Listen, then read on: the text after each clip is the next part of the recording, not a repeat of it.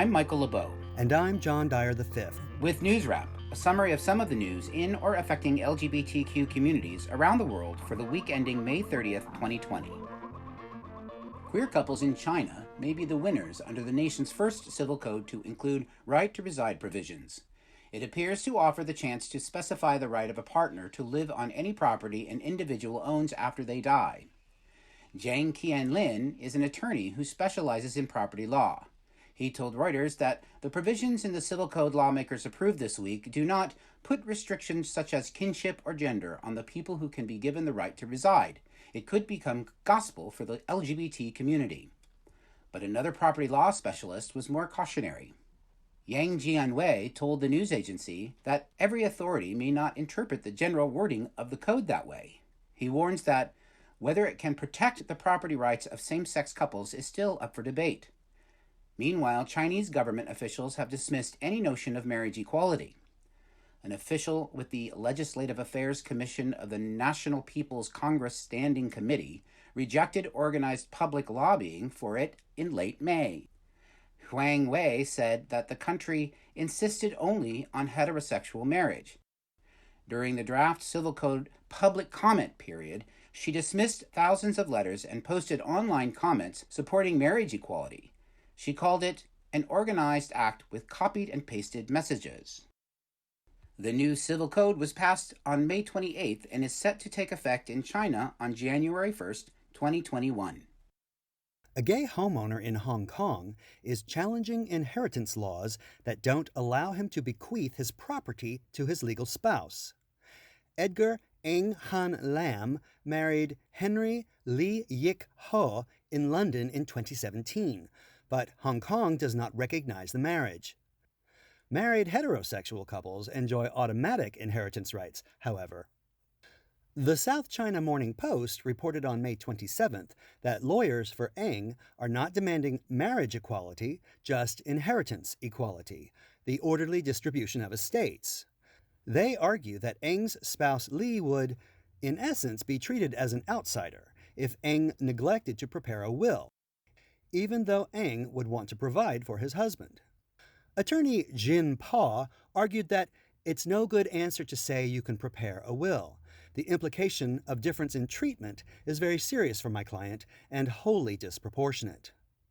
Representing the Hong Kong government, Abraham Chan Lok Shung countered that marriage equality and civil unions had been rejected by Hong Kong courts as recently as last November.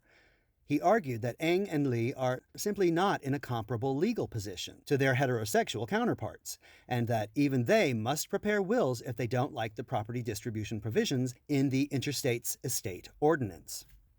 According to the news report, Mr. Justice Anderson Chow Ka-ming has reserved his decision.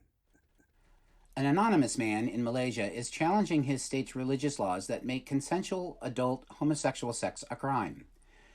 There's essentially a dual legal system in the world's most populous Muslim-majority nation.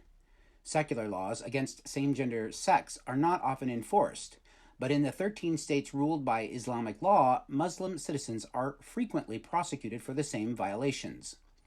Reuters reported this week that the 30-something Muslim man in the state of Selangor was arrested in 2018 for attempting gay sex, a charge he denied.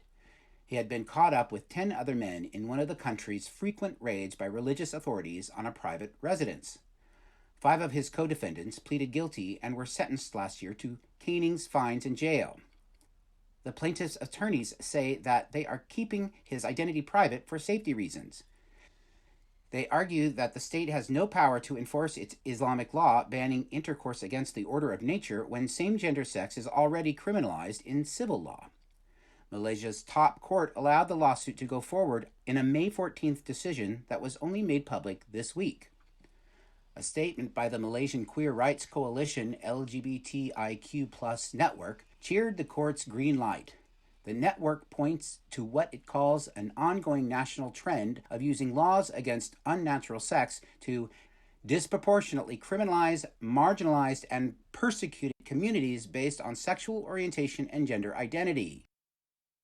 Attorney Surendra Anand told Reuters that he expects the man's case to be heard before the end of this year.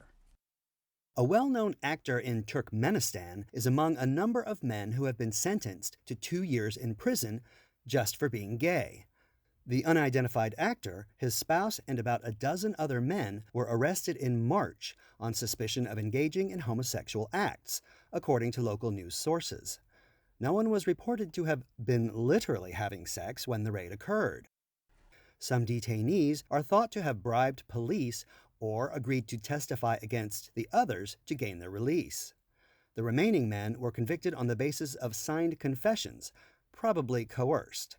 Each got a 2-year prison sentence. Under Turkmen law, a repeat offender could be sentenced to up to 10 years behind bars. Most LGBTQ people in the conservative and unaccepting, mostly Muslim Central Asian nation stay deeply closeted. According to the Sydney Star Observer, the unnamed actor is the son of a diplomat, but family connections did not save him. Human Rights Watch joined several advocacy groups to condemn the arrests and jail sentences. A statement called on Turkmenistan to repeal laws criminalizing consensual adult same-gender sex and protect people from violence and discrimination based on sexual orientation. It said that this blatantly discriminatory law violates Turkmenistan's international human rights obligations and enables police to subject gay and bisexual men to harassment, including with the purpose of extortion, humiliation, and abuse. The president of Zambia has pardoned the gay male couple infamously sentenced to 15 years for sodomy. They are reportedly among almost 3,000 people pardoned by President Edgar Lungu on Africa Freedom Day, which commemorates the creation of the Organization of African Unity. 39-year-old Japhet Chadaba and 31-year-old Stephen Samba were jailed in November 2019, convicted for crimes against the order of nature, and slammed with 15-year sentences. U.S. Ambassador to Zambia Daniel Foot became collateral damage when the Trump administration recalled him after Zambian officials took exception to his outspoken criticism of the harsh prison sentences. He was quoted as saying that it personally horrified him.